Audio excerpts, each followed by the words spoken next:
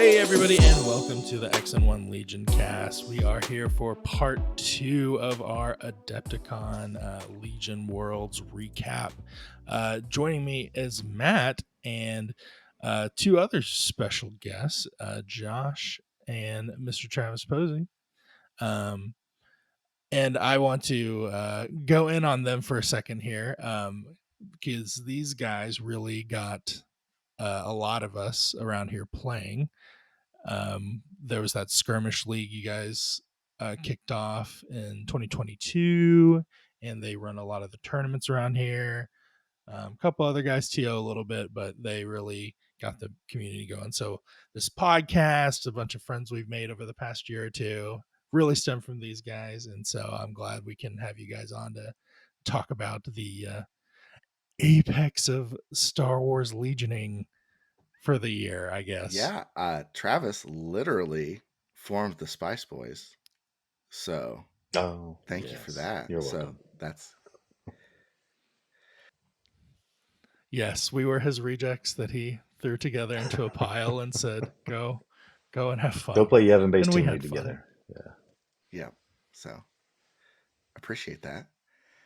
But yeah, so we swapped out. Mitchum is gone to bed. Preston is out now as well, and we've got Josh and Travis here. So yeah, how are you guys doing? Yeah, pretty good. Tired, but that's just life. Yeah, doing well. Also, I think I'm still recovering from lack of sleep from Adepticon and just the whole event. I have not caught up on all that yet. So. I talked in part 1 how tired I was by the end, and I stayed Monday. I flew out late Monday, and I was just done. I was just exhausted. So it's a marathon. I'm glad you're feeling the same way. I'm glad you guys are feeling the same way, because Preston was sounding awful chipper. He sounded like he was just yeah. So maybe that's the well. He played a lot of Shatterpoint, so yeah.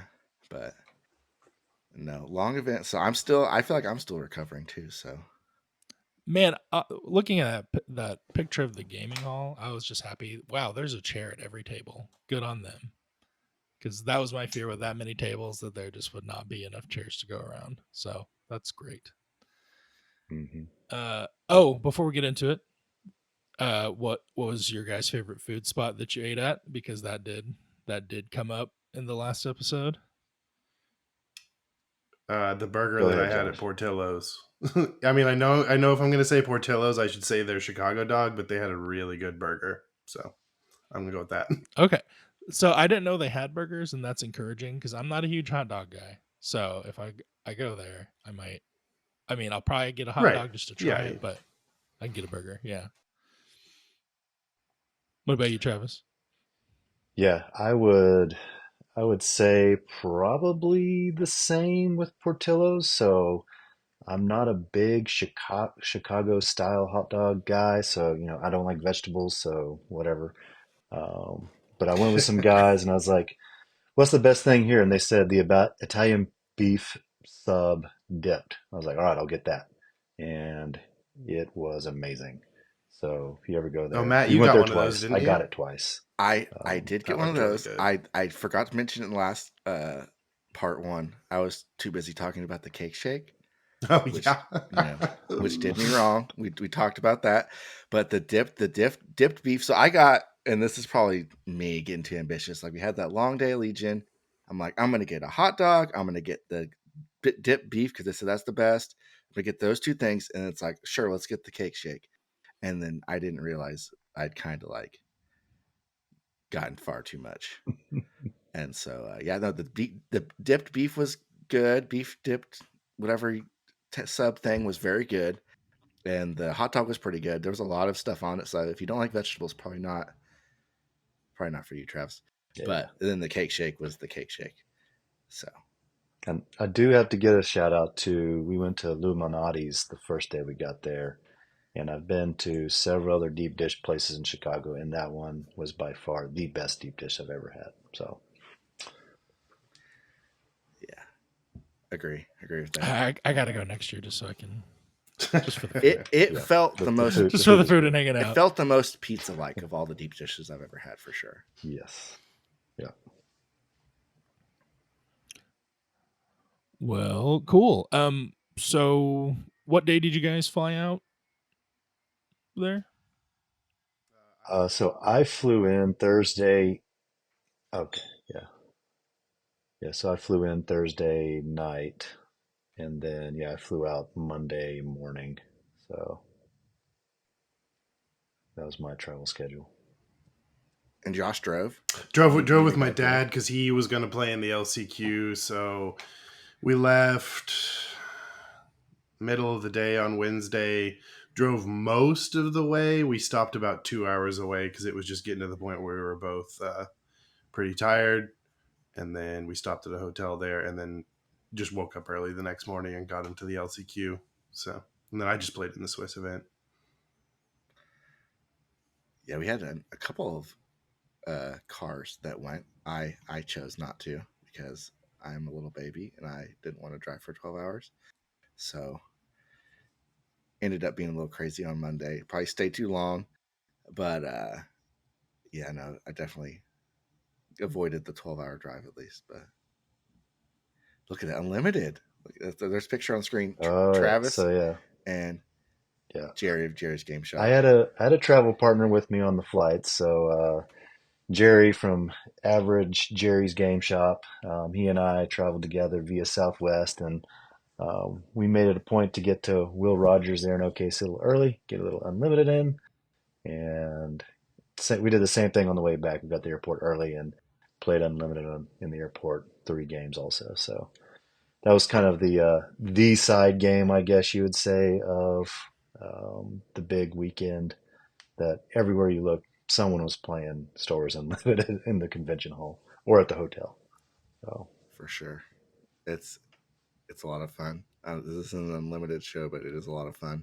So yeah, we did play a lot of unlimited on the weekend. So it has definitely crept its way into the Legion community, for sure.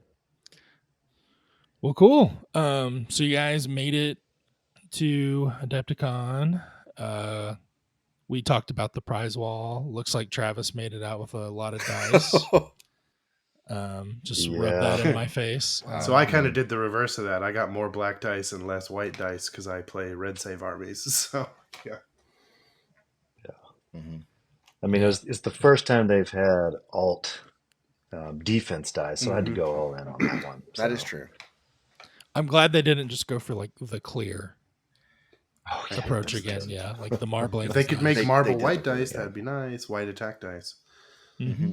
Yeah, absolutely. Yeah, there wasn't any white attack dice. No. Is what we were thinking. Okay. Yep, those are really nice. That'd be me next year if they do have red save dice. Then I'm gonna be all in on that. Like a red save dice goblin. That's all I'm gonna be doing. Is this more red save dice? But very cool. Awesome. Okay, so tournament started Friday morning, pretty early, or? Oh yeah. I think it was supposed to kick off at 8. We had to be there at 7:30. It got delayed. I think we didn't start till like 8:30, 8:45. So, but. And so, was that smooth? Was it chaotic with almost 300 people playing? It felt like in the background they were having some game uplink chaos. It was kind of hard to tell exactly what was going on, but you kind of got the impression that they were struggling a little bit. I mean, game uplink having to handle that many people already, but everything was just a little behind. And that was kind of the nice thing about having a team too, is, you get 280 people going to game uplink at once, it's going to slow things down. There would be like one of us would get in and start yelling at the tables for the team, and we'd just be shooting all over the place. And so, but then, I got right to my table and we started our game pretty much right away. So there wasn't really any delays after that. Yeah, pretty much like me at least, get my table, go to the table, pull out phone, start the stopwatch or whatever, start the timer running up, put it on the table. And then, I was really trying to my goal was to finish every game, and I did do that. So I was really trying to make sure that we were on pace because you don't You know. definitely got the And feeling that people were a little spooked by the time thing. Like everyone was very much yes, like Yes. down to business. Like you chat a little bit, but like you were moving things while you're chatting. Like you're getting, So there was not as much and leisure time. It felt like. I haven't been to another big event. So, Josh, you went to LVO this year Mm-hmm. and got second, He was got runner up got at second at LVO. LVO, Yeah. Yeah. but did go to LVO. Travis, you and Randy have both been to LSO. How would you compare those? Because I don't have a frame of reference. So how would this event? Obviously, it's bigger, but like the organizational side.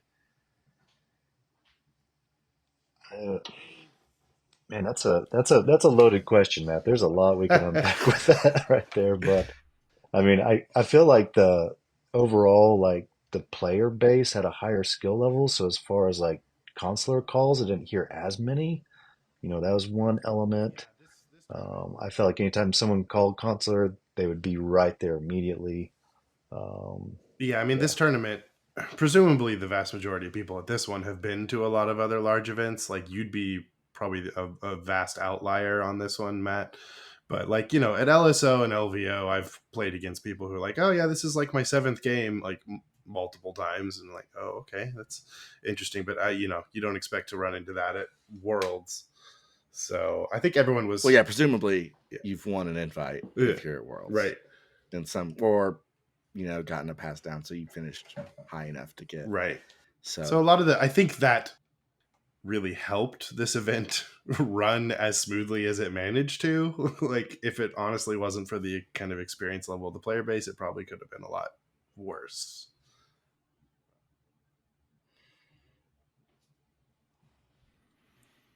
Okay. yeah. I mean, Yeah. it just felt like another big major tournament. I mean, other than it starting 40 minutes late, 30 minutes late, Mm.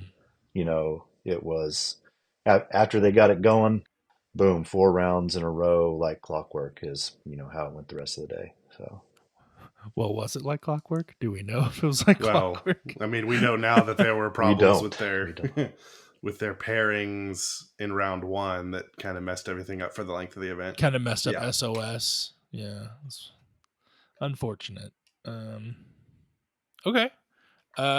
Yeah, who wants to go first? Travis, I think you sent me your list. It's the 11 act Sabine, Yeah, right? so I mean, I can kick off, and Josh, we can just go back and forth however we want to do it. So yeah, my list that I won my invite with, so I was determined to take that to Worlds, was Sabine Wren, fully kitted out, and her family, Clan Wren, fully kitted out as well. And then really just Critical 12 was my backbone, trying to deal with anything and everything with lots of wounds, and then some couple of high velocity snipers just in case. So it's 11 acts, 800 point bid. Um, yeah, and that's kind of my list there. Um, and then yeah, I can kick right into my first game if you want me to, or Yeah, yeah, however you go guys for want to it. roll. Yeah, so first game, I get told where I'm paired. All I know is I'm playing a Rebel player, which I'm pretty stoked about because I'm like, Sabine just wrecks Rebel players. She throws those bombs out, they can't make saves, and I'm up. Come to the table, the guy's pulling out his list, and it's one of the other 7 Sabine players at the tournament. And One of the so, other 7 Sabine players in the world. yes, yeah.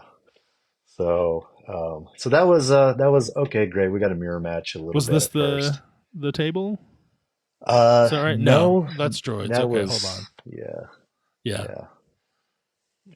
I'll So I'll his find it. his list was Leia with Vigilance, Sabine, Clan Ren, some Mandos with rockets and double tawns, and then a bunch of naked fleet objective grabbers and a Ewok skirmisher unit.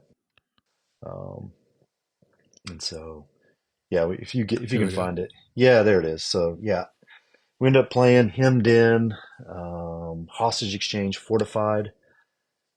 Playing I think he deferred, and we played. No, we played his battle deck. That's right. And so as soon as I saw where he's putting his tawns, I kind of put in the opposite corner. So his army's kind of all top left, mine's bottom right. Um, Turn one, he does Leia's No Time for Sorrows, and his hostage is pretty much gone after that. And I'm double moving my hostage carriers in Mark II, and our Sabines kind of like passing the board, heading straight to each other's opposing armies. And then round two is double explosions, in which we basically coal a third of both of our armies because he hit almost all my units, and I hit I think 6 or 7 of his units. Um, Was that then just after like a that, total like, okay, we know what we're doing here. I yeah, see your yeah, Sabine moving towards me. Okay, hmm that's cool. yeah. I think I hit every single one of his units except for Sabine. I think is what I ended up hitting. So it was actually a pretty good hit for me. Um, and so, and then I was able to delay his hostage carrier from moving 2 rounds. I think surprisingly. By killing it, he picking it up, moving it, then killing that one. And I was able to move mine close to the deployment zone, but Sabine has that great whipcord that just stops that. Um, and so, and then the round, and then they said, "Oh, 15 minutes is left," and they're like, "Oh crap, we're on round 4." So now we're finishing round 4. His hostage may or may not be in the deployment zone. Mine is for sure not. And so they call time. We actually have to get a judge over to like laser line to see if his hostage is in the deployment, and it is by like a 16th of an inch is what we determined. Um, and so, but it has to be fully within, right? So he's the 16th of an inch out is what it was. That's what it was. And so we end up tying 1-1. Comes down to kill points, and he killed 9 more points than I did. So Oh, took the lost game one just barely. Um, so super close, tight game. It was a guy from the Indianapolis Garrison, a bunch of great guys up there. I went to the Indy Open last year, so it's fun to get to meet another one of those guys and get to play against them. Bunch of Rebel players up there. Those are kind of your people. Yeah, there's a bunch of Rebel players up That's where there. the Yeah, guy right. that runs all the fleets lives too. So Yeah, Brian. yeah, Yeah, Weaver. Yeah, that's really rough. that was my game one there. So cool. hope was waning a little bit after losing that first one, but I knew kind of the way it was looking that 3-1s could actually possibly make it in, and in fact did the next day. So I came over, I saw 2 Sabines, and I was like, "This is the Sabine World Championship right here." 7 is kind of. I know there's 200 some people, but I'm still surprised there are 7 Sabine players in the tournament. yeah, I mean, when you have I looked them 270 all up, something and players, they all did pretty I bad. played So against one of the other ones, not the one that you played against, but well, cool. Josh, what did you run? What was your game one like? all right. So I was running my exact list that took me to second place at LVO. It was a Yoda Padme arcs. The thing that's different about mine, instead of having a strike team, I have a clone commander for a little bit more fire support, and I have battle meditation on Yoda, so I can be a little bit more mobile with my arcs. And then after LVO, I waffled a little bit on changing the battle meditation to force guidance, but I ended up just deciding just stick with the horse that got you the furthest.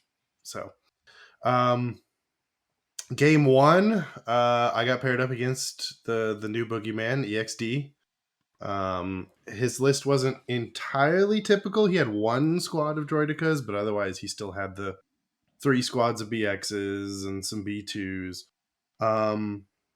And after the flop, I mean, we basically knew we were playing hostage exchange, and we're both 800 points, and it's like, ugh, are we gonna be playing for a draw here?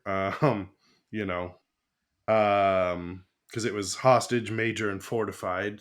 So, and the map was, it had enough line of sight blocking that we could have turned it just like it. We could have totally hid from each other, gotten our hostages back, and not had a problem. Um, but my opponent, with the mobility of his EXD, he decided to he'd get aggressive with it, and he flanked wide with his droidicas and used the scout moves and the speed 3s on his BX's turn 1 to run over to a building that was way outside of his deployment zone and start hitting me from a different angle. So like, so he had one squad of droidicas. droidicas. Yes. Yeah. Okay. And they were flanking around my left flank really wide. Like they really didn't start engaging until like turn 3, but they were going like really wide to start hitting me behind my line of sight blocker, because I'm a clone ball. I'm definitely not as mobile as him. EXD's like way more mobile. But I know he kind of waffled a little bit on whether he was going to do the cheeky shot with his hostage unit, since they can still do a speed 2 move with the EXD thing. I think there was a point that I remember he was considering it. Like I could tell he was measuring it, but then he decided it was just better to get his hostage back and not get them fire supported by one of my RPSs. But there was a point in the game where my Echo squad jumped up on top of a building, and I had done some damage to one of his B2 squads earlier with some long range picking, and then I jumped up there. It might have also been with the help of my hostage squad. And we ended up I killed one of his B2 squads. I did like just enough damage to like kill the final 2 models. And he was like, oh, okay, this game's different now. Now, the retaliation I got, which I didn't expected, was he shot Echo, my full arc Echo squad, and did 4 wounds to them in one shot, which, I mean, I had some defensive tech up. I was not expecting, like, I wasn't fully ramped up, but I wasn't expecting that. So Echo turned into a strike team from there. And so it was really still a game of, like, I can't lose anything else here. I've killed the B2s, but these droidicas are coming around. So he eventually killed like some of my core, which were worth more than his B2s because he didn't have a heavy weapon on his, if I remember correctly. And it was just kind of this back and forth. And the way the game basically ended was my Yoda had charged into one of his BX squads. I had backed his droidicas off by killing one of their models. They were vulnerable to dying, so they had like run away. And he had killed like one of my core. No, like one of my core, and then he had managed to kill Padme with his BXs. And so it was close, and I was like, but so it came down to Yoda had to kill this BX squad, and he failed to kill the final model in the squad.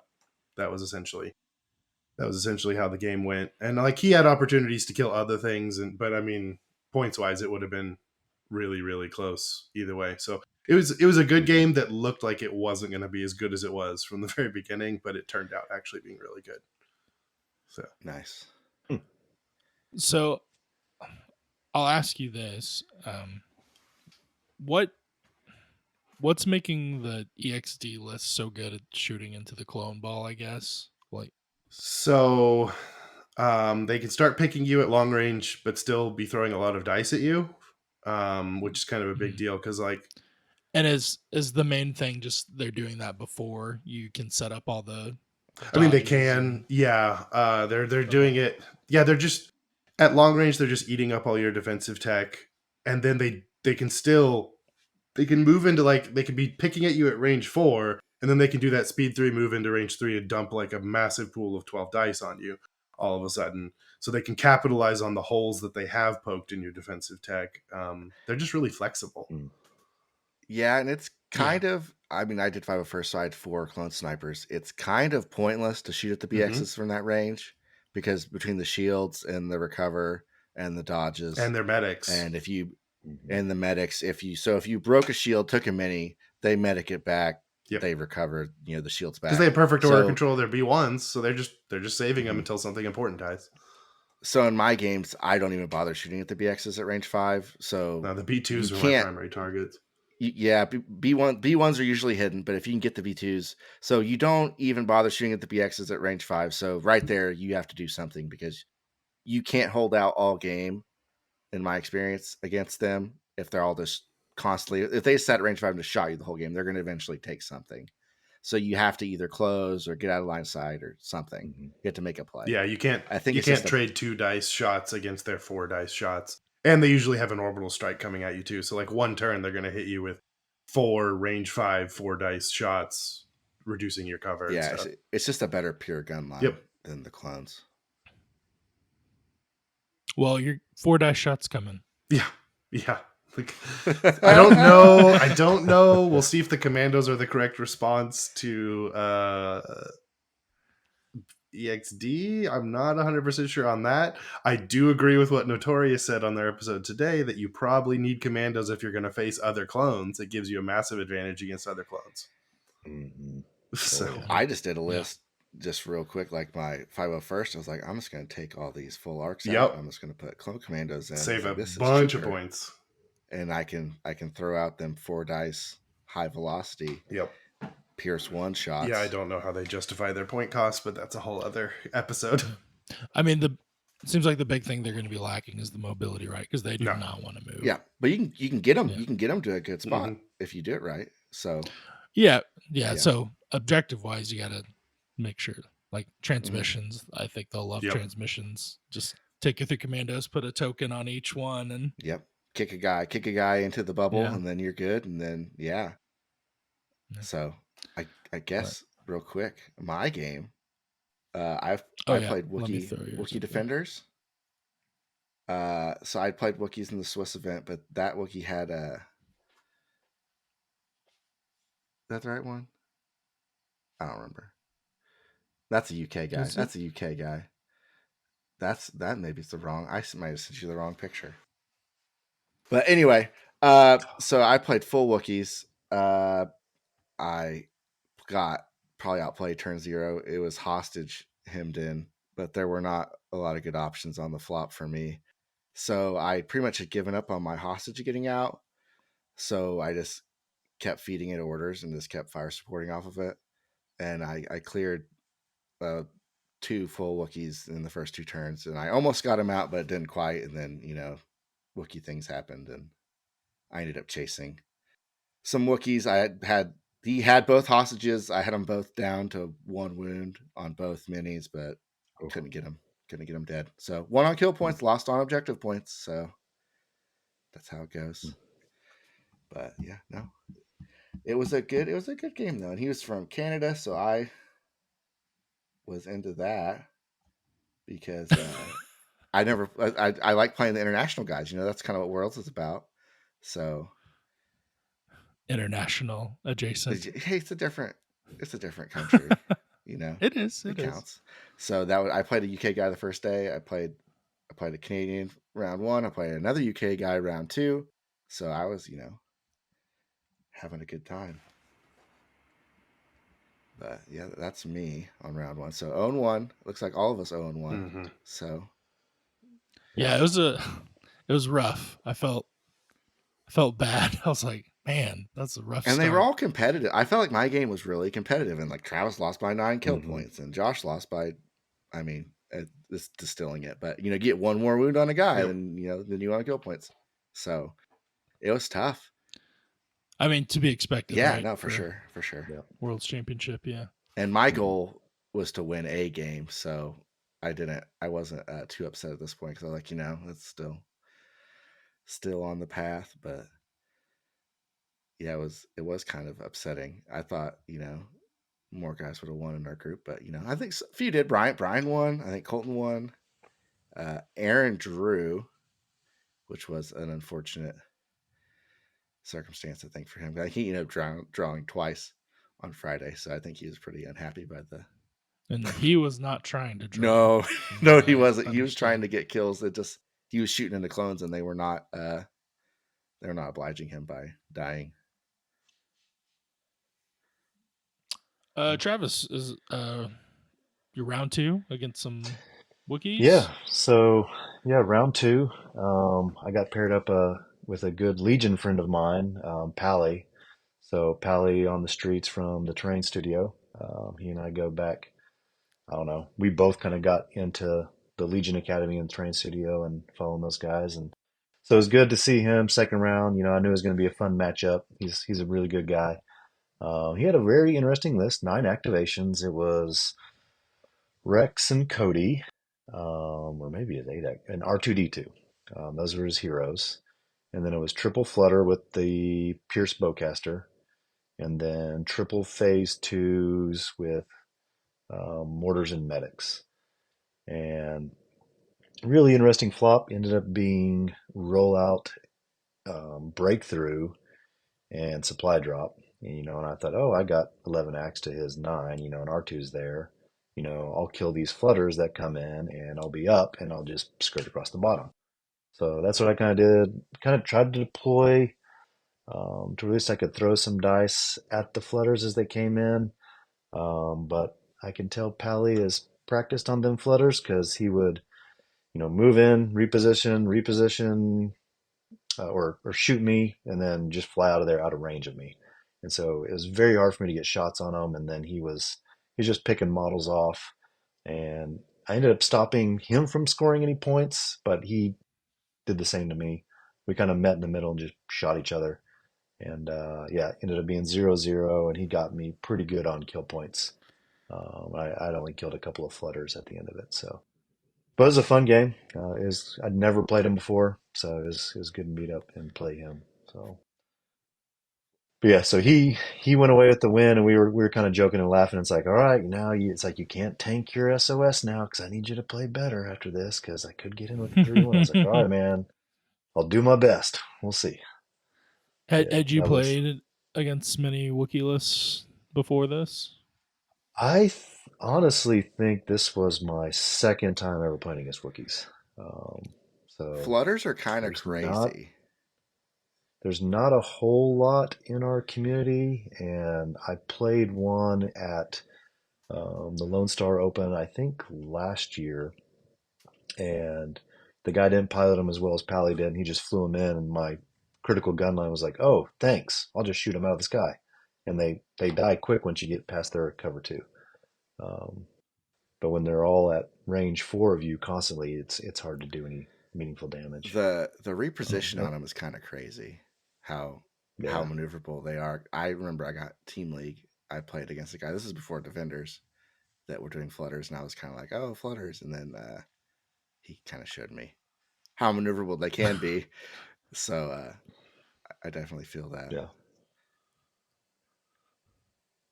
Well, cool. yeah. And I mean, if you want, I can just roll into my game 3 and game 4 real quick, and then maybe Josh, you can roll into yours as well if you want to go that route. So I think I Yeah, can. we can do it that way.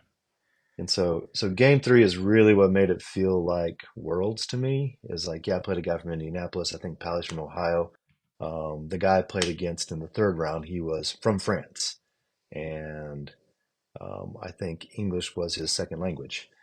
And there was even a time when we were playing, like all his cards are in French, and he played a command card out. It was one of Moff Gideon's command card. I was like, what does that do again? Can I read that? And I picked it up. I was like, I can't read this here. And I gave it back to him and asked him to read it for me. So it was actually pretty cool. Yeah, he had an interesting Monsieur list. Gideon to you. Yes, he had Moff Gideon, a fully kitted out Dark Trooper unit, a LAT, and a fully kitted out Black Sun unit in the LAT. So kind of like two Alpha Strike units there that you can get in quick and shoot you with. And I think I think he had the bid, and ended up playing my battle deck. And at this point, I was like, man, I'm 0-2. I was feeling kind of down, and so my battle deck comes out and sabotage the moisture evaporators in the first position. I'm like, well, there goes that one. Um, but then we're flipping and banning, and he doesn't ban sabotage the moisture evaporators. I'm like, okay, cool. Maybe he misplayed turn 0, and I'll just sneak away a win. I'll take him as I can get him. And then I think, round 1 and 2, we tap our VAPs and we're just kind of backing up from each other. I think at that point he realizes, like, oh, you're at 800. I'm at 798. I have to come kill you. I was like, yeah, you do. And so then Dark Troopers infiltrate, the LAC comes in, and Rebels just start dying. And I think at one point it's like I just full sended Sabine, and she got into base contact with his evaporator turn 4, and she was ready to start tapping his evaporator. But then I guess I lost track of the Black Sun, and they just hopped out. We're like, oh, here's a bunch of range 1 dice. And oh yeah, make 12 saves, Sabine. I was like, okay, cool. I didn't, and she died. So yeah, that game came down to, I think and then he loaded the Black Sun back in the VAP, and then went to my VAP and tapped it. And so he ended up winning 4-3 on that one. So Did you say you had one lad or two lads? he just had one. Yeah, had one. Okay. was gonna say that's a lot of points.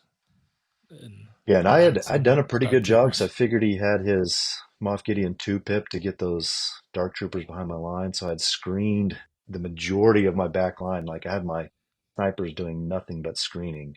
But he found a little corner up there in kind of the top right where he's like, I'll put him right here. And he just started marching into my back lines. So. Mm. And then, yeah, and then the game 4, and again another Worlds experience. It's like I played a guy from Quebec, um, and so of course I found another O3 So was Rebel he French player. Canadian? Yes, he was French Canadian. Yes, Yeah. so Okay. Okay. um, his cards were not in French, so I could read them. Um, but he had an interesting list. It was Cassian, Boba, Din Djarin, and a Rebel vet gun line with 3 snipers. This game 4, I think Jared was a couple of tables down from me, and I told him I was like, "All right, I'm done. You know, I've been playing this KG shoot critical gun line. It's like I'm just full of sending everybody. I'm just going full aggro. I don't care anymore." Mhm. And we ended up playing intercept, major, clear. I think is what our um, objectives were. And yeah, I put Sabine Clan Ren down there in the bottom left, and just made sure I had a couple back to secure my back position. And then, yeah, Sabine Clan Ren just flew speed 3, double move all the way to his intercept position and made sure I tied that up turn 2. And then I got a really sweet explosions off. It always feels good when you do that, getting 7 units of his within explosions, culling a lot of his army. And he was on the back foot there. So I think I scored 3-0 turn 2, and then Dang. 2-1 turn 4. And then we both scored 2 points on the last turn. So 3-0 turn 2 is crazy. yeah. So after that, were you like, man, I should have just gone ham every game that day, or I don't know that's not how I play that list, and so I don't think it would have done as well. Who knows? Who knows? No regrets at all. So no regrets indeed? yeah. Oh man, so you've been playing Sabine for a while. Mm-hmm. Similar list. Is this the end? Will she be back next year, or Right now she will not be back next, or I guess this year. So yeah, I got other things I'm cooking up. So seeing some of those top rebel lists, and seems like, oh, you got a bunch of Dodge spam. We'll just send dive lists into you. Seemed like a pretty good idea with double armor. How So many fleets do you own? um, Just out of curiosity. one, so I can't even do the fleet spam, and I don't think I'll buy anymore. That doesn't seem like a fun thing to do. So rebel troopers cost the same. Yeah. they do one of those weird sales online where they're only like $8 or $10 a piece. I might get in a fever dream and just do it. I mean, Just $8 just maybe. just just for Yeah. the experiment. Just for the This experiment. is like when they had $10 barks on sale one time. I was like, well, I don't need one, but $10. Yeah, exactly. Yeah, that kind of Um, ended my world's run. So it was a day of 1-3. So I went into the event saying, man, if I just win one game, I'll be happy. I guess I should have said I wish I could have won 3 games. They would have done better. But I got what I asked for. And yeah, just overall, I mean, it felt like a world's experience. It was a tournament like none other, having so many people there. I mean, tables wise, I think some were open, but all my tables were pretty good. I didn't have any major issues with them. Um, so yeah. yeah, they look nice from the pictures. Yeah, for sure. Mhm. Uh, Josh, I think you sent me your list, so I'm gonna throw that up Yeah. if you want to get into your other games So here. game 2, I don't have a ton to say about it. It was playing against an Empire Inquisition list. He had both Inquisitors and Callus and Veers. So it was kind of an Empire hero hammer. If I remember correctly, the name of his list was like "This List is Wild" or something like that. So like turn 0, it ended up being sabotage the moisture evaporators. fortified positions and hemmed in with me as red player.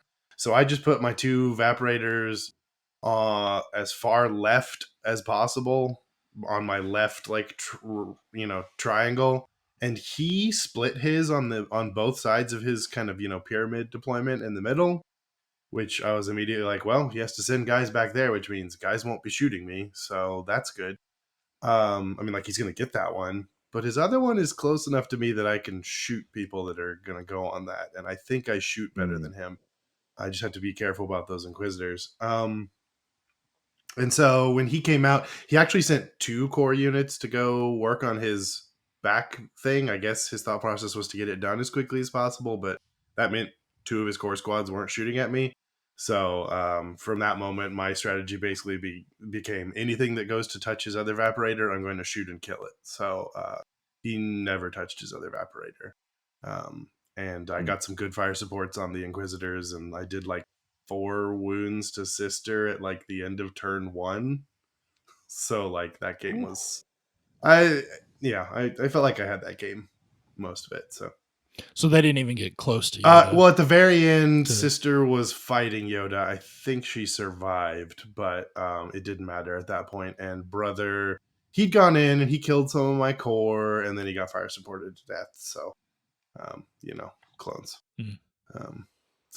I think Veers was still alive. His snows were all dead. His stormtroopers, I'd been ignoring them because they'd been doing the evaporator. So yeah, because he had a flame snow. It actually came up and did a flame attack on one of my core, if I remember correctly, and did some good damage. But then they died for it. But so that was game 2. Pretty much ended with me like 4 points and him 2. So game 3 was against a Sabine player, a Sabine Ahsoka player. We were playing KP. Ooh, what was the condition? I feel like it was KP rollout. I'd have to look, but I don't feel like we added cover to the table. Oh no, it was supply drop. So the middle of the board was kind of open on this one. Like there was a piece of terrain there that was the obvious KP, but it was a one of those area terrain collections of boxes. So we declared it like difficult light terrain. So going out there was kind of a death sentence. But he was running like Sabine, Ahsoka, veterans, of course, Clan Ren, and he had 1 rebel trooper squad with a DLT and a medic, and like an officer. And so we just kind of picked at each other for a little while. Main thing, I think he was too conservative with Clan Ren and Ahsoka. I think if he had just decided to like, you got to cross that no man's land at some point, and like obviously I'm not crossing it right now. Like this is KP. I've got all the time in the world with Yoda. So I think there was a point where he probably needed to try to do a last first thing, and probably it was like to coordinate with his Sabine bomb would have been the time to do it, because she ran like all kind of wide and ended up behind a building, and I knew I was like, she's just gonna do it. I don't like, best thing I can do is play a defensive card.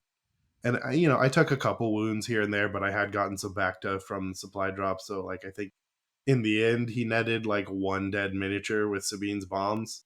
Now, like, he put suppression on everything, and the next turn he put his spray paint out, and that actually ended up being more of an issue for me than the dead guys. But but Sabine survived that game. I shot her a little bit, but she's just, like, there's a point where she just gets all dodged up and stuff where it's just like not worth it, and it's better to just kill rebel troopers.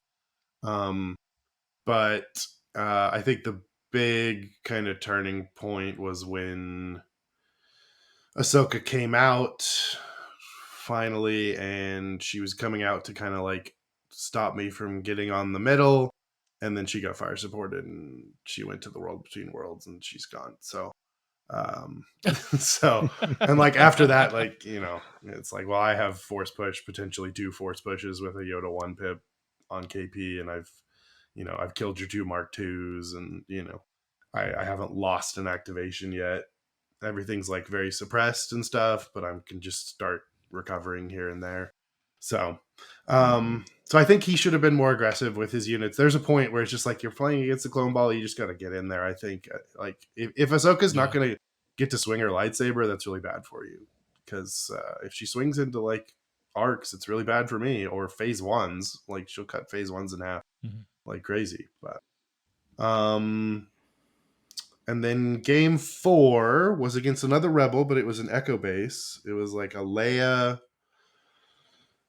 So at that point, I'm 2-1. So like, okay, could make it. Didn't feel like my SOS was going to be amazing, but playing against an Echo base, it was a Leia, 2 airspeeders, 2 FDs, some vets, obviously, some Mark IIs, and then he had R2D2. And when the flop came down, it was like it was going to be bombing run or payload, neither of which I liked. R2 is really the thing that, like, if I'm going to have to ball up my army, it's like, what am I doing with R2? But I think I made a mistake on my deployment. I should have been more, I went like super defensive with my deployment, and I took like no wounds from his, Leia's orbital bombardment thing, and didn't really take any wounds from him picking at me with his speeders and stuff. But I think I should have been more aggressive, and taken this like middle piece of heavy cover just from the very beginning, because it was on the pathway his payload had to go down. Because the game reached a point where it's like, I can't stop your payload because where I'm like, I can't stop your payload or R2 like at the same time. It reached that kind of point because I think I wasn't aggressive enough. So he was going to score and mine wasn't going to make it. So eventually it just reached the point where I shook his hand and decided, like, we don't need to play all 6 rounds of this. I can see where this is going, and it's been a long day. So yeah. Yeah, the log handshake for sure. Yeah, that's rough on the bombing. I mean, that's what his list is designed to do. I don't know. I've been thinking about it. Like, would bombing run have been better? I've got 2 RPSs. Could I fire support an airspeeder? It'd be pretty hard. Can I send ARCs to hunt R2D2? Because he'd probably be the one that's carrying his bomb. And if I take him out, that's like essentially 2 points. I don't know. But so round 4, long day. Yeah. So it happens. Yeah. I liked all my opponents. None of them were international, if I remember correctly. I played all my international people in the Swiss and the battle forces the next day. I think everyone I played against might have been international in that, but no international people, I think, on the actual day of. Cool. Just real quick, did anyone have to play anyone from Oklahoma, like from the travel group? No. I played Seth. I played Seth Roche in Battle Forces. Oh, okay. But that doesn't really count. Oh, okay. That's awesome. But if you want me to go, go ahead. Okay, round 2, I played a guy from the UK. He ended up going 3-1. I finally got in the game uplink today. Nicholas. Big sidebar. He's from South London. His local Premier League team is the team I cheer for, which is Crystal Palace. So that was kind of cool because they're not a very big team. But okay, so we're playing on this weird Mandalorian map. I talked a little bit about this on that part 1. So I think we made a mistake in declaring that giant crystal platform thing is all one piece of terrain. We probably should have split that up. So we're playing Sabotage. Trying to think what the other condition was. But it was definitely Sabotage, advanced positions, maybe clear. I don't know. But yes, it was clear. Okay. So I have 1 evaporator on the thingy, and I have 1 evaporator to the side. So I double tap with Echo. I tap with this. He has Death Troopers, like 2 or 3 units of Death Troopers. Iden. So coming into this, I was feeling pretty good. I know I wasn't like Anakin Padme levels of defensive tech, but I was like, I've got some good defensive tech. Tac Strike Death Troopers just punch clean through all my defensive tech. Like no joke. And so then he was doing it repeatedly. So he kind of spooked me. So I end up falling back to the back of this giant piece of terrain. We rolled it as all 1 cover. So then he butts up against it. So then we're trading. Crazily enough, it's dumb, but I guess it was 1 piece of terrain. those are all open cover shots back and forth on that rock because I'm on it, he's touching it, so there's no cover. So it gets pretty bloody. I end up falling back a little too much, and he's able to actually get guys up onto my VAP and tap it at the end, like this one tap. And I wasn't able to. He suppressed me enough that I lost some actions. I had Indomitable, didn't roll him off enough, and I couldn't get guys over there to tap it back. And so I, for the game 2, won on kill points, lost on objective. So I am 0-2 going into round 3. There are no pictures of round 3 because round 3 I usually don't get down. I feel like I would think that's like a personal thing. I don't really get tilted. I was very tilted around 3 because I didn't bring any impact, which is a choice I made. And the consequences of that is I can do nothing to double airspeeder. And so this guy is double airspeeder. It was a sabotage game. I'm 800. He's not. Like, by all things, I should probably be winning this game if I have a way to deal with airspeeders, which I don't. So he doesn't even have to, compulse, shoot, back out. He can just, compulse, shoot, move, turn around, shoot me again. And I just couldn't. I killed one finally, but I didn't have saber throw. So I lost on kill points. I think he had killed everything enough to the point where I think he was probably even able to tap a VAP at the end to just knock me out on objective. So 0-3, feeling sad. I think I messaged Randy at that point that I'm never taking a 0 impact list again. What are your options in 5-over? I guess RPS on the bar. Saber throw Z6 is my option. So there's the tool that 5280 Legion has. It's like a dice calculator deal. Anakin saber throw averages like 6 wounds past a snow speeder. Yeah, I believe that. Dice. So that would be my impact, which is range 2, so it's not ideal. But did you have force barrier? Yes, I did. But he was taking pot shots. He had snipers, and 2 air speeders is a lot of damage. So on to round 4. I was pretty sad. 0-3. My goal of winning a game at Worlds is in doubt, and I play this guy. I don't know his real name. He is a DJ in like Portland. He goes by Diablo, and he's a super cool guy. He's playing Double Inquisitor Darth Vader, and this game I had a round 4 oopsie where it was like 800 sab VAP kind of thing, and I in my brain, until I'm almost fully deployed, don't think about the fact where I kind of have to defend one of these. What was the deployment card? I think it was hemmed in, and I'm red. So yeah, looks like so I have like they're both kind of on the corners of my deployment zone, and I was like, cool, I'll set it up. I'll tap that one and then I'll fall back. But I was like, I kind of didn't think about it till the game's about to start that, he's got Double Inquisitor Darth Vader. He's coming to go take my VAP. And so it ends up, I clear core. He pushes me off my VAP. He takes my VAP. He fully breaks it. And then I've killed enough. Anakin gets into it with some Inquisitors. The Inquisitors kind of actually really struggled to kill the arcs between Impervious and the Black Dice and Exemplar dodges and stuff. And kind of like Travis at this point, I was like, I can't play back and be cagey anymore. I just need to go, get in there and do things, because the Anakin Force Barrier is not doing anything because he's hardly shooting at me at all. He's got shores and mortars and like a snow and with a medic. So anyway, get a lot of fighting. I kill both Inquisitors. I push my arc clone ball goes all the way across the map. I retake my VAP. I tap it, and then I almost clear Darth Vader at the end, but he can't get me off the VAP. And so we tied on objective points, and then I won on kill points. So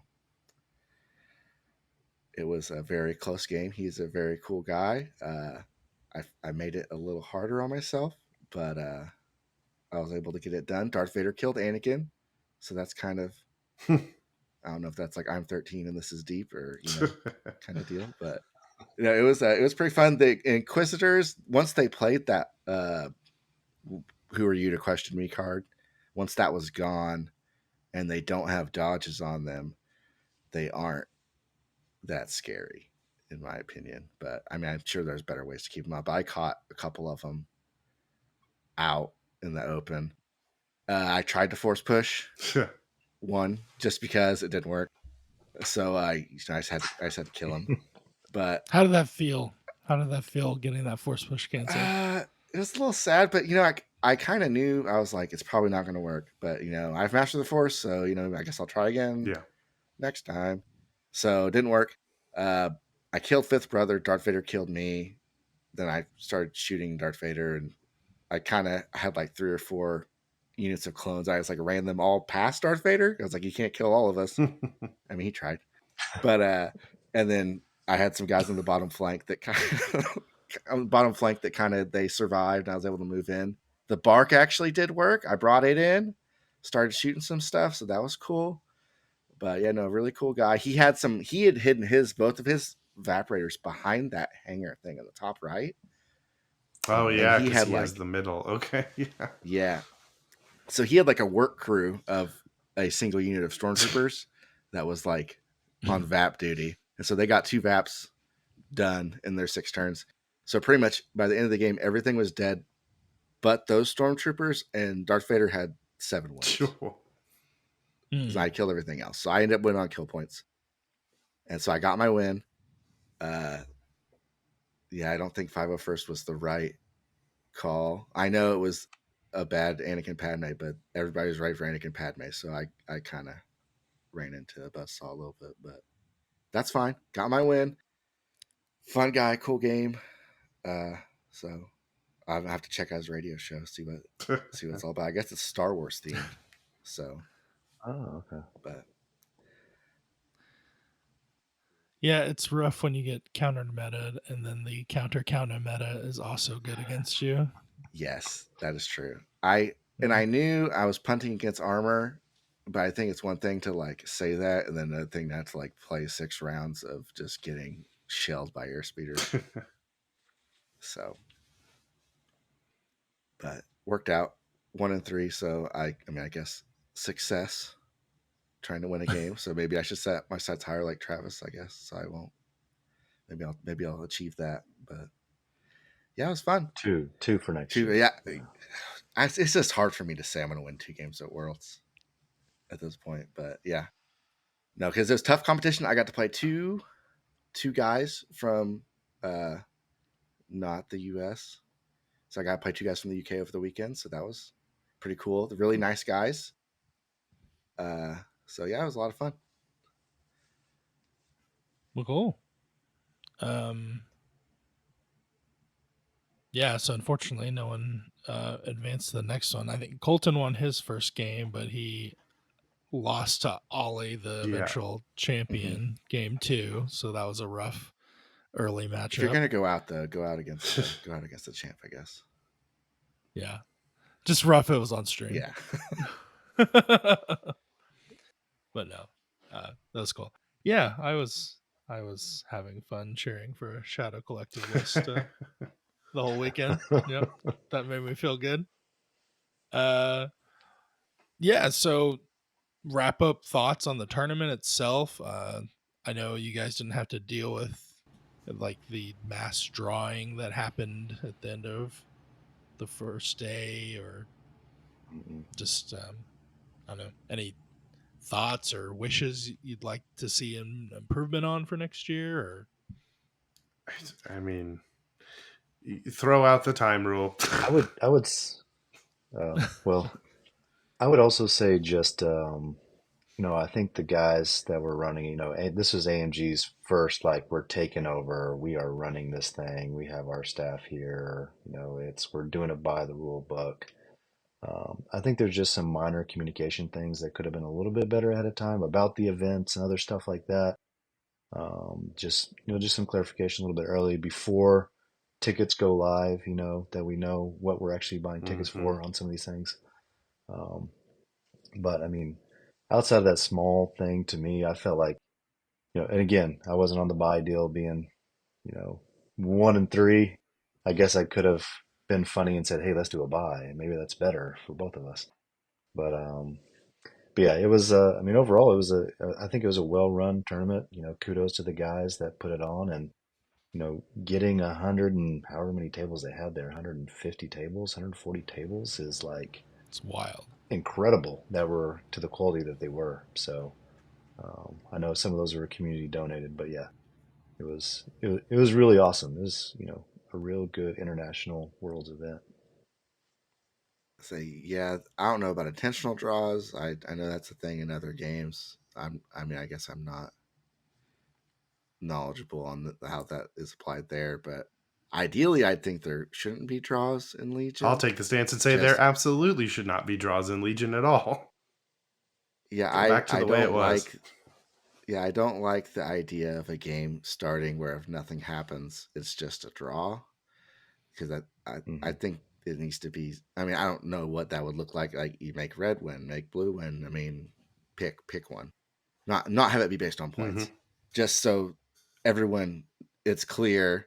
There's not going to be a draw, and everyone knows what they need to do. Because I feel better being red or blue or whatever, knowing I have to go kill something. Than he's not going to step out. I'm not going to step out.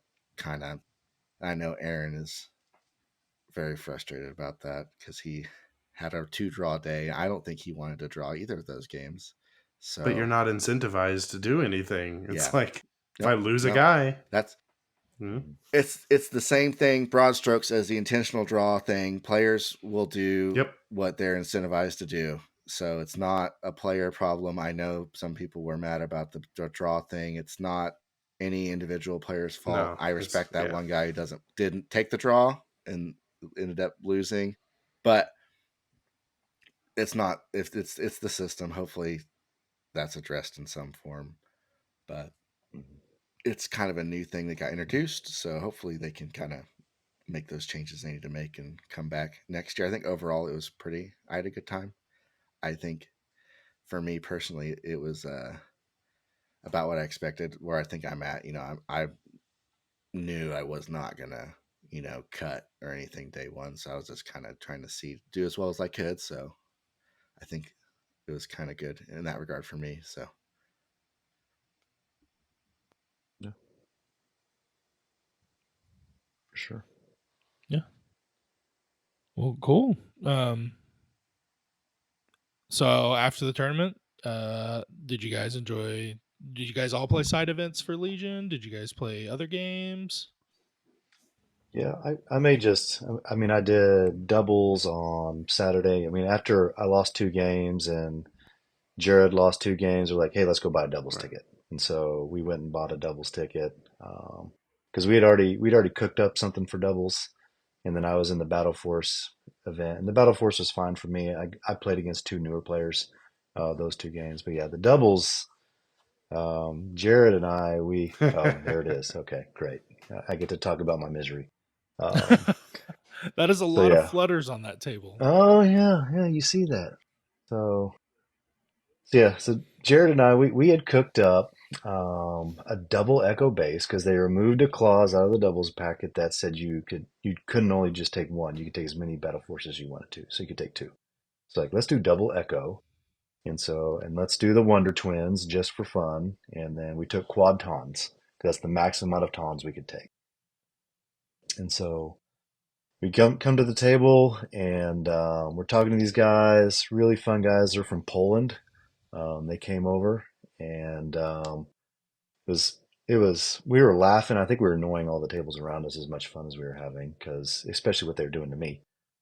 Is they start pulling out and deploying a flutter, and then they deploy another flutter, and then another flutter, and then now there's 6 flutters, and they're like, "Oh yeah, they lifted the Battle Force rule, and they made it so we could take 3 flutters each."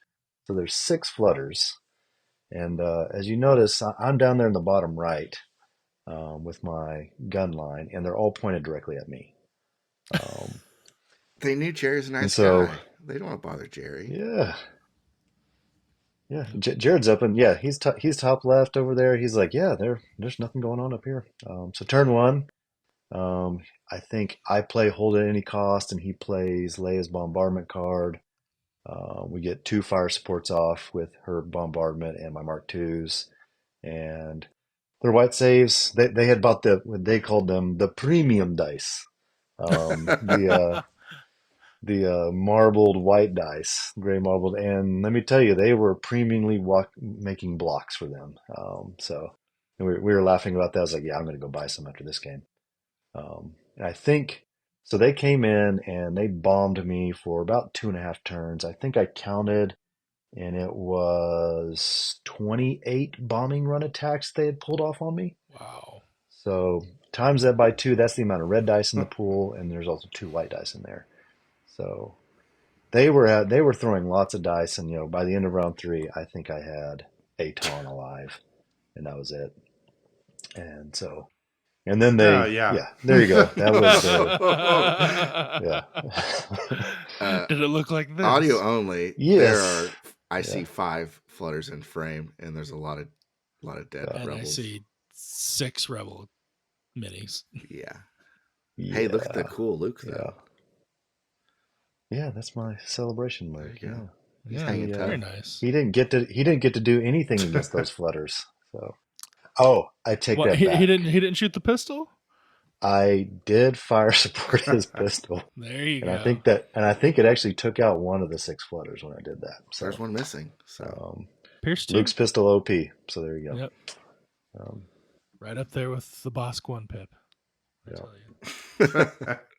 Yeah, so that was probably the funnest. I mean, we got tabled because after they took me out, they sent 5 flutters at Jared and did the same thing to him.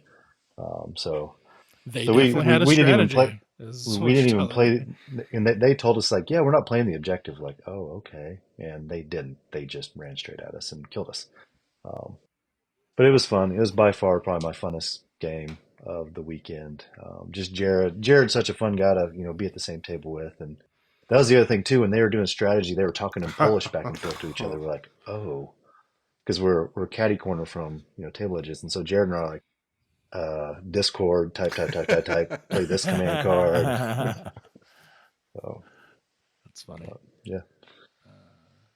Yep. And then the next doubles game, and I won't go too much. It was 2 newer guys from California. I think they maybe both had 15, 20 games each. And they had 2 flutters, and the guy with the flutters decided to come right at me also. And so I did a little bit better because I can handle 2 better than 6. And so I ended up killing all of his Wookiees as they came in. And this was the doubles game where it's like you claim an objective, you take it off the board, you get a victory point immediately, and then at the start of the next round, before command cards, you have to stand 2 feet away from the table and flick it like a quarter onto the table, and wherever it lands, that's where it plays. And so super crazy objective, led to some really interesting objective positioning, and Jared and I got behind, I think 2-0. But then after we killed a lot of their stuff, we just came right back up 6-0 and ended up winning. But what did you think about double objectives and that kind of stuff? I think, and I may not be of popular opinion, or maybe I am. I feel like the doubles event is a good day 2 washout event, honestly. So it was super casual. Everyone's there just to have fun. I don't think I would want to run a doubles event in our local scene that much. I think everyone here kind of more enjoys the 800-point Legion. And I do as well. I enjoy the 800-point Legion a lot. But yeah, for day 2, being super sad going 1-3, playing with Jared for 2 games is a lot of fun. Josh, did you get any side events in? So Saturday I was going to play Kill Team, but I dropped that before Adepticon even happened because I was like, I'm just gonna go demo the Halo game, and then like I taught Pally and one of his friends how to play Star Wars Unlimited, and I played a lot of that. So Saturday was kind of a chill day for me, walking around watching the guys do their doubles games and just kind of watching the Worlds games. And then Sunday I played in the Battle Forces thing, but I only played one of the 2 games because when it came to the lunch break, Dad and I kind of looked at each other and were like, well, if we leave now, we get home at midnight versus getting home at like 5 a.m. So we left. So I sort of There you go. played side events, but not really. Like, so I played Remnant in the Battle Force because I mean my other faction is Empire, and I had those painted. That was kind of part of it. I was like, oh, I have all these minis painted. I'll try some Remnant because I really haven't given them any try, and they're actually really fun. I played a fun, aggressive game against EXD, who I am 0-3 against for the weekend because I played one in Swiss, one in the big event, and one in Battle Forces, and I lost all 3 games against them. 2 of the games I think I could say were close, but one of them was definitely not. So EXD's good. Who knew? But yeah, those are the side events that I did. So I had a good time. Played a lot more unlimited than even I expected to do. So that was fun. Yeah. So yeah. So I didn't play on Saturday. I did my Adepticon vendor adventure. I also played the Halo demo. I mean I played a bunch of demos. I played We have a video yeah, of I think that Josh is on the it. channel. Yeah. You guys should check it out. Yep. I played the Halo demo. I played a Fallout Factions demo that actually was way more fun than I thought it was going to be. I think I guess that speaks to like a good demo guy can really kind of sell you on a game because I mean I went from like no interest to like hey but like all other games it's like is there going to be somebody for me to play it with, and that would be a game I need other people to play it with. I did a Free Blades demo. I have a buddy I know who's helped made a faction for Free Blades and he's into it. I played that. Probably not for me, but it was it was at Adepticon. They had a tournament, they had games, so now it's good for that game. And I'm trying to think, I played some Unlimited, but I think it was good to have a day off from Legion. Mm-hmm. I think if I had played doubles and then played Battle Forces and played Thursday Swiss Worlds, I think I probably would have been. I needed something else at that point, and I only brought one list, so I think it was good to take Saturday off. I had originally planned. I signed up for Spec Ops. Still haven't played a game of Spec Ops. So I don't know if they even had a tournament. I mean, I think they did actually, but I don't know how many people actually showed up. It was full at one point. I got to talk to a guy who said he was if I remember correctly, he said he was the LVO Spec Ops champion because he was the only person who showed up. And he was reading the rules on the flight out there. So nice. So that's the thing, right? It could be fun. I just have never played it. And I wasn't about to print off a bunch of stuff and try to learn a new game for, because I don't really care that much about whatever. So didn't play. Saturday took a break. I think that was good. Sunday I played Battle Forces, played Seth round 1. He was also running 501st. Seth is a much better Legion player than me. So I think that was actually, I enjoyed that because he, gave me some clone pointers. I brought the Flamer ATRT. So this was kind of my pointer number 1 that I was I'm going to bring the Flamer. Yeah, so I might be the only Flamer ATRT, but he kind of used it against me as he was angling off of it as a mobile line of sight blocker because I charged it to try to burn him.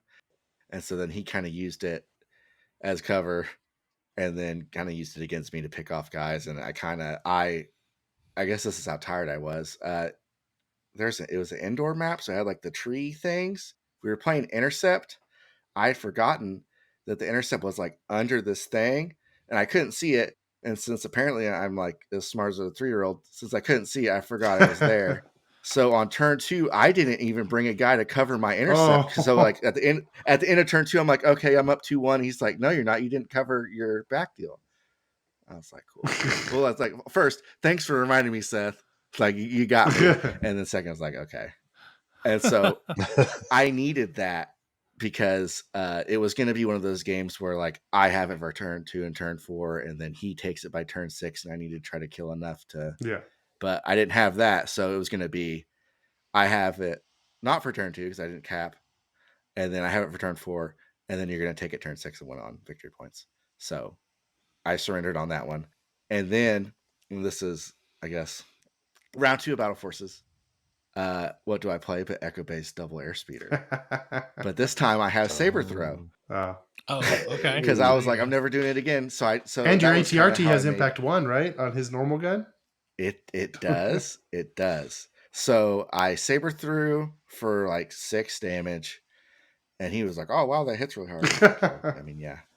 And then the ATRT stepped up, and I don't know if this is scripted or what, and checks out crit surge crit on my white black dice.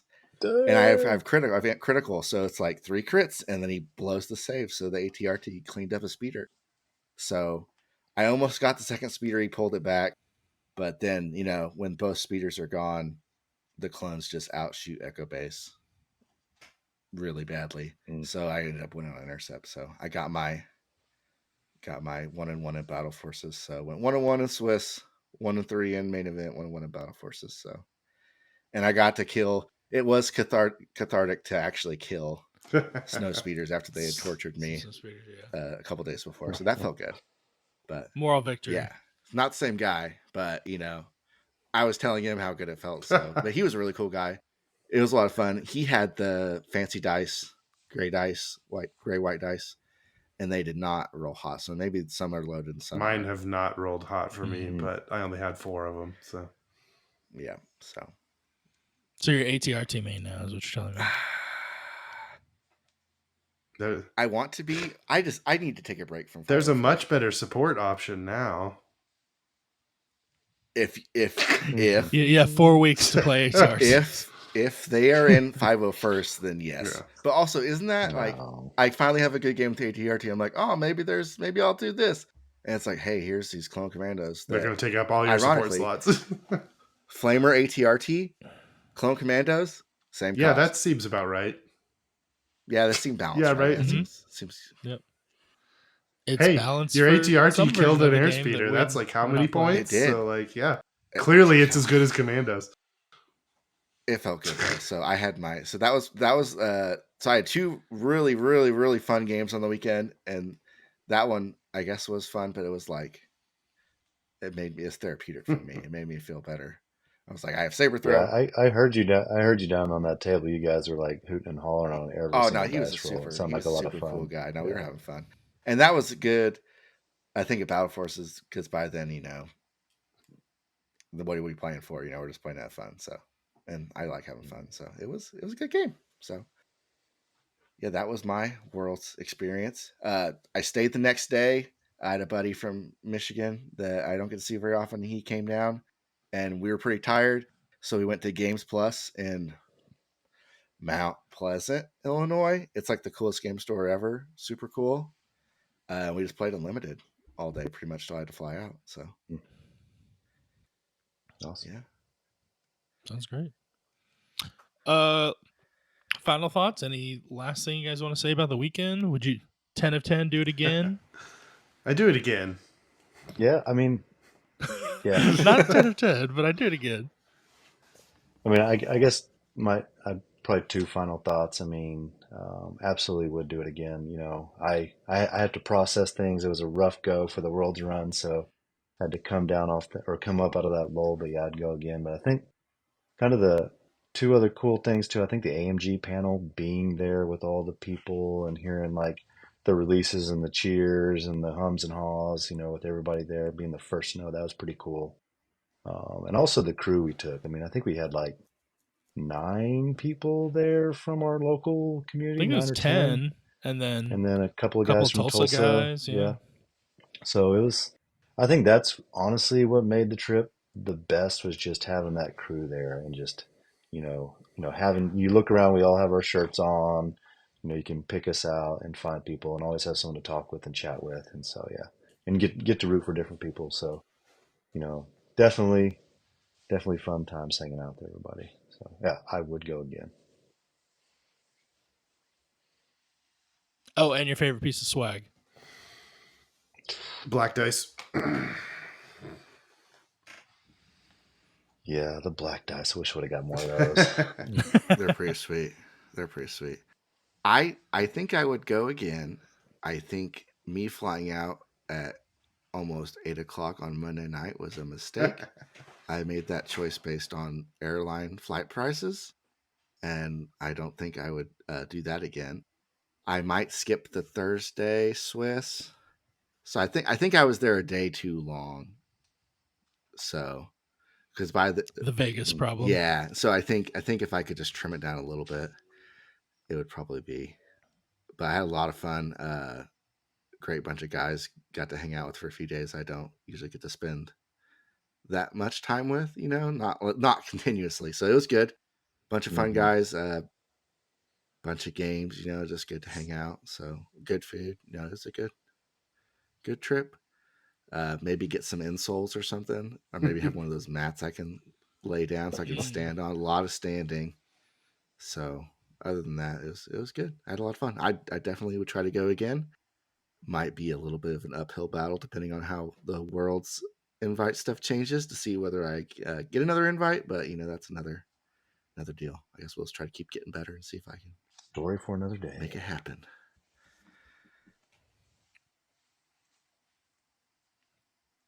Well, cool. Yeah, we've got. I think when this is coming out, the next thing we'll have is the Galaxy at War tournament. Travis and I have been working on faction narrative tournament. Should be interesting. I hope everyone enjoys it. We'll definitely be talking about that one after the fact. I mean, we're having fun making it. That's all. I'm like, man, I wish we could be guaranteed to play in it, but I'm curious to see how the points and stuff turn out and the twists and turns. So is it clone versus droid and then rebel versus imperial, or is it like a? It'll be one faction versus another faction each round. Okay. Yeah. It'll change every. Oh, so there's interfaction stuff like clones versus empire or whatever potentially. Yeah, it'll be like a big round robin, right? Essentially. Okay. Yep. Is there some lore? Is there some lore to why that's happening? Yeah, we didn't feel like the need to MCU it up and like create some multiverse. We did discuss it. Okay. But it'll be more based on the table. Okay. Like each game at the table will have like a little bit of narrative going on. And cool. Yeah. Well, I'm a big fan. Yeah. I don't know if I'm going to make it, but I might show up. We'll see. Yeah, it's going to be fun. And then Jerry's Game Shop on Etsy. Token holders, card holders, card sleeve holders, X&1 Rocks. Use that coupon code, get 10% off. And anything else you guys want to plug? Nope. No, I think we're good. You got it, bud. All right. Well, thanks for sitting and listening with us. We hope you all enjoyed it. And we'll see you for the next one. And remember, X&1 is just, I don't know, X and O. Man, it was a long weekend, wasn't it? Yeah. Thanks for listening. Yep. Bye.